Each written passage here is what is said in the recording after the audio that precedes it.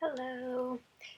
This book is called Music for Mr. Moon, written by Philip C. Stead, illustrated by Aaron E. Stead.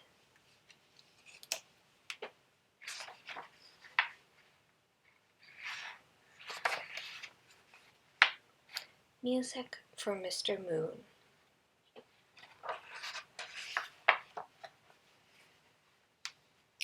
When Harriet Henry came down for dinner, her parents said, "Someday you will play your cello in a big orchestra. Won't that make you happy?" Harriet imagined crowds of people all dressed up like penguins. Her hands became sweaty and her face became hot. "No," she said with a sigh, "I don't think that will make me happy." Harriet pushed her green beans into a neat row.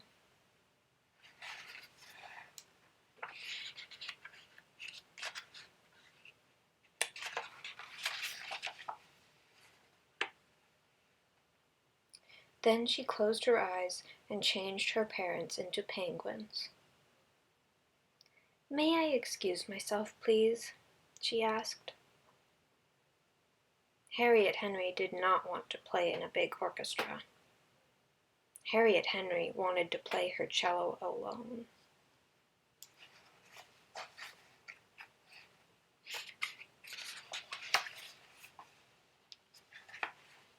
When Harriet was alone, she would change her room into a little house, with a kitchen table, a chair, a teacup, and a fireplace.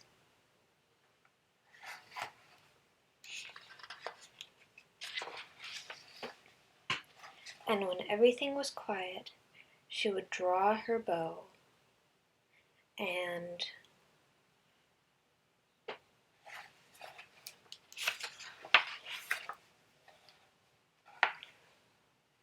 hoo, hoo, hoo.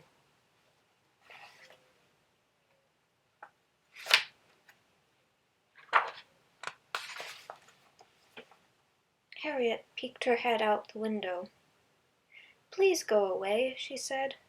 "I want to be alone." Then she sat down, drew her bow, and what do you think is going to happen? Hoo, hoo, hoo. Harriet took her teacup and threw it out the window. "Who?" asked the owl, and he flew off into the night.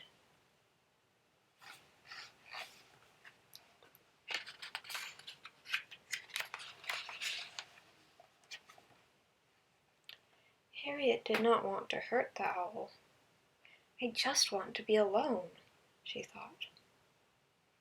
Then she sat back down and tried to change her regret into a new teacup. But before she could, Harriet's little house filled up with smoke. Quickly she made herself a bucket, filled it with water, and tossed it onto the fire. Then she ran outside.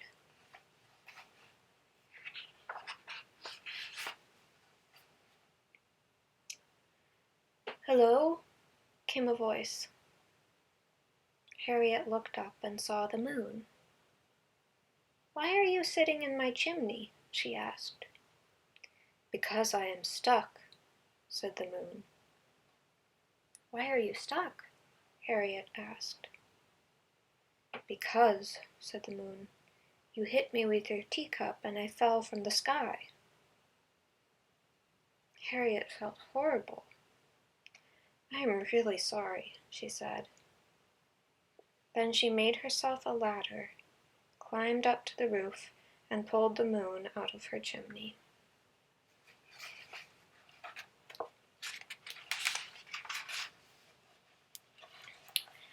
"My name is Harriet Henry," said Harriet, "but you can call me Hank."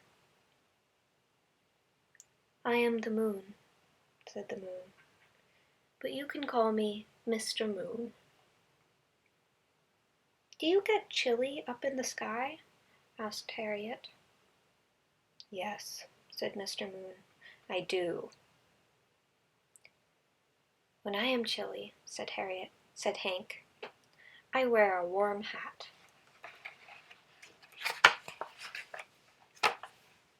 Then Hank made herself a wagon. She pulled Mr. Moon through the neighborhood, past the lake and the broken street lamp, all the way to the hat maker. Mr. Moon would like a hat, said Hank. She pulled $1 from her pocket. Mr. Moon may have any hat he likes, said the hat maker. Then he gave Hank back her $1, because once, when he was very young, he had fallen in love on a moonlit night. Mr. Moon chose the striped hat.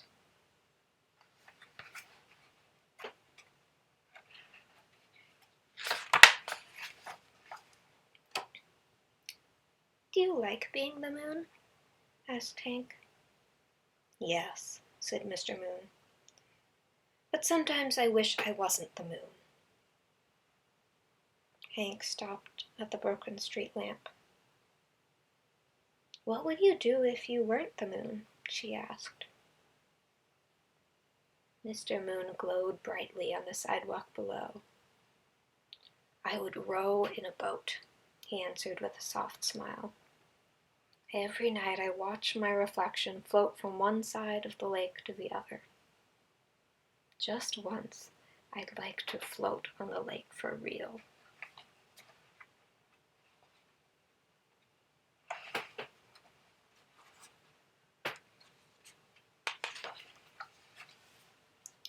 Hank pulled Mr. Moon to the edge of the lake. You wait here, she said. Then she went to knock on the fisherman's door.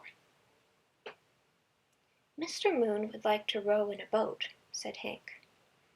She pulled $1 from her pocket. Mr. Moon may borrow any boat he likes, said the fisherman. Then he gave Hank back her $1, because once, long ago, the moon had chased away a storm and guided him home. Mr. Moon chose the red boat.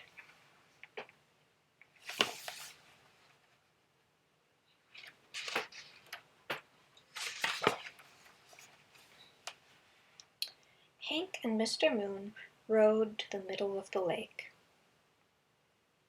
This is nice, said Hank. Yes, this is nice, said Mr. Moon. I like the sound of the water when it drips from the oars. And I like the sound of the buoy bell coming from far away. I think you are very lucky, said Mr. Moon. There is so much music down below. It is so quiet up in the sky.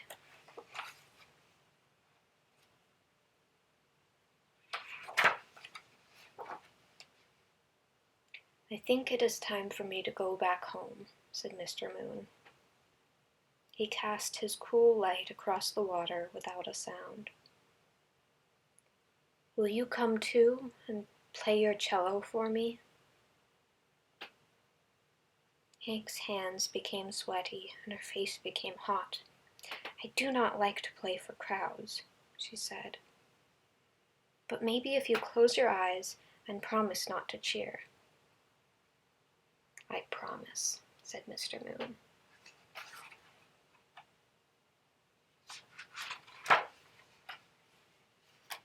Hank rowed back to the dock. You wait here, she said. Then she pulled her wagon back to the fisherman. May I borrow your net, please? And she pulled her wagon back to the hat maker. May I have another hat, please? Last she pulled her wagon back to the owl. I am sorry that I scared you before. Will you help me return Mr. Moon? I will, said the owl, because every owl is a friend of the moon.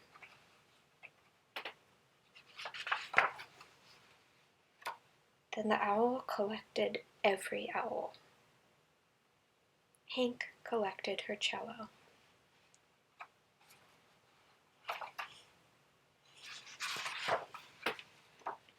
And together they collected Mr. Moon and brought him back home.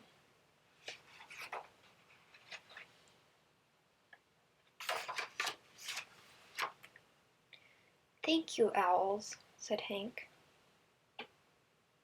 And when everything was quiet and still, Hank drew her bow and played music for no one but Mr. Moon. The end.